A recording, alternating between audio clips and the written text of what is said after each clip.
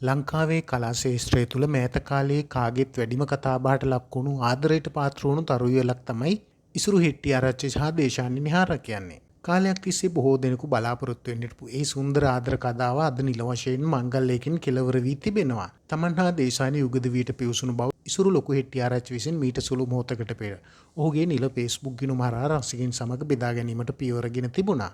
කිසිවෙකුත් නොසිතූ මොහොතක ඔහු මුදා හැරපු මෙම ආදරණීය පුවතත් සමගම මුළු සමාජ මාධ්‍යම උණුසුම් වී අවසන්. පුංචි තිරය මෙන්ම රිදී තිරය හරහාද ප්‍රේක්ෂකයන් පින වූ ඉසුරු ලොකු හෙට්ටිආරච්චි ගැන ලංකාවේ ඉන්න ඉතාමත් දක්ෂ වගේම ඕනෑම චරිතයකට අමතක නොවන සාධාරණයක් කරන ප්‍රවීණ රංගන ශිල්පියෙක්.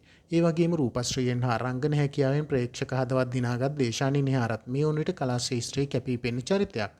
මේ දෙදෙනාගේ ආදර කතාවට මුල සිටම රසිකයින්ගෙන් ලැබුණේ නොඅඩු ආශිර්වාදයක්. ඉසුරු තමන්ගේ මංගල පුවත සමාජ මාධ්‍ය හරහා පළ කර මොහොතක් ගත වෙද්දීම කලා ශ්‍රේෂ්ඨයේ තරු රසිකින්ම මේ වන විට ඔහුට උණුසුම් සුබ පැතුම් ගලාගෙන එනවා.